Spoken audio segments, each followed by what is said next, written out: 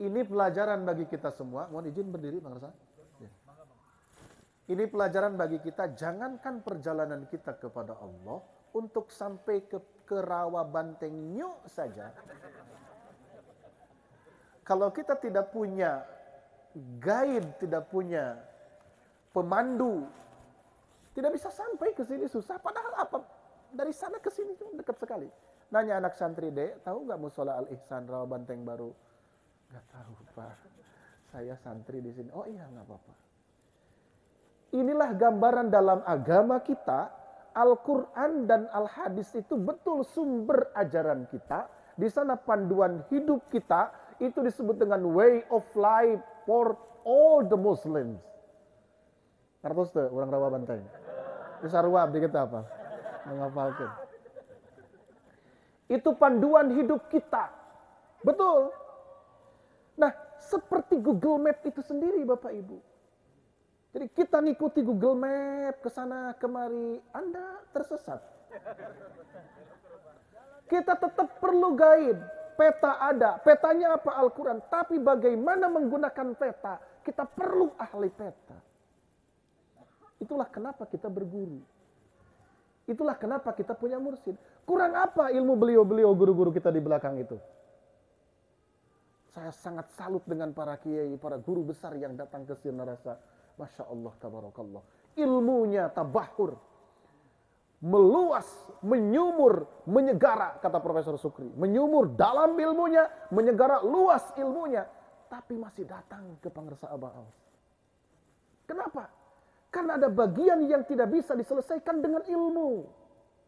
Karena bagian dalam diri kita yang tidak bisa diselesaikan dengan pengetahuan kita.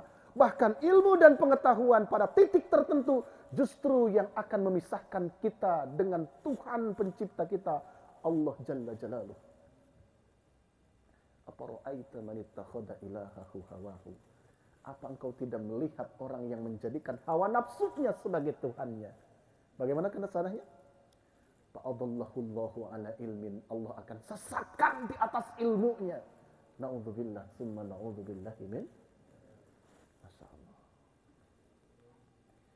Nabi Musa alaihi salam merasa dirinya orang yang paling pintar di muka bumi sampai bertanya kepada Allah, ya Allah, adakah orang yang lebih pintar dibandingkan saya di muka bumi?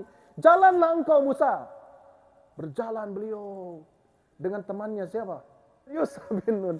Jalan sampai bertemu dengan siapa? Dengan sosok orang yang dipilih oleh Allah, Nabi Khidir alaihi salam. Masya Allah, tabarakallah.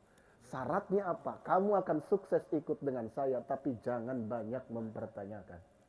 Bukan jangan banyak bertanya, jangan banyak mempertanyakan. Lihat dalam kitab-kitab tasawuf yang bertebaran di sekeliling kita.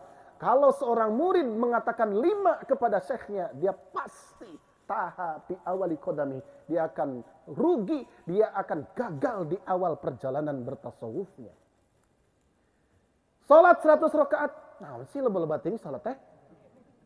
Ya, salat penyiksaan ya memang. Mempertanyakan. Bukan bertanya. Kalau bertanya itu boleh.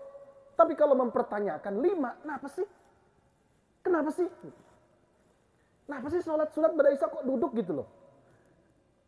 Orang TKN tuh sakit semua ya. Gitu.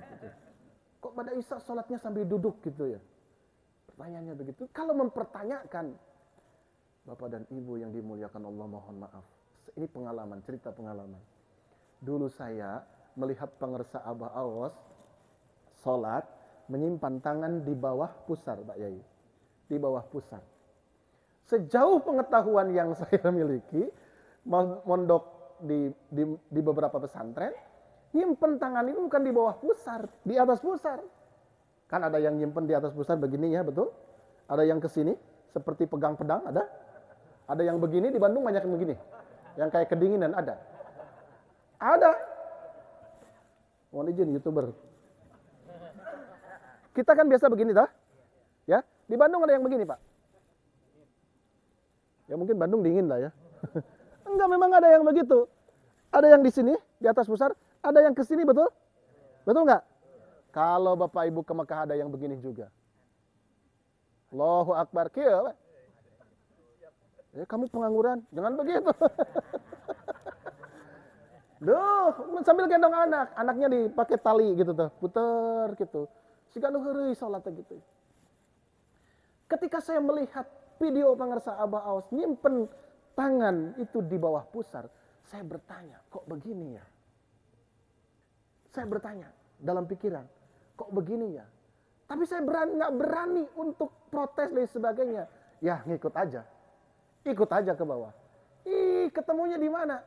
Ketemunya semester 5 ketika kuliah, Bapak Ibu. Ketika buka-buka kitab Wasiyatul Mustafa, ketemulah ternyata hadisnya sahih disimpan di sini. Allahu Akbar, tabarakallah. Di Bina Husaniyah juga ada. Pasti banyak. Salat Isya, Ba'da Isya sambil duduk, itu ditemukan di mana? Itu ada di madhab Ja'fari. Ja'far As-Sadiq. Banyak dilakukan di madhab Ja'fari. Bahkan pangarsa Abah Aos menunjukkan kepada saya pribadi, judulnya Syekh Ja'far As-Sadiq, kitabnya bercerita tentang Syekh Ja'far As-Sadiq. Syekh Ja'far As-Sadiq itu termasuk salah satu silsilah di antara urutan silsilah kita semua. Masya Allah, tabarakallah. Jadi amalkan we engke dipasihan ke Allah ilmu na. Gitu. Sing suhud itu apa ya? Pak Yai, suhud itu apa? Sungguh-sungguh zikirnya. Semangat zikirnya.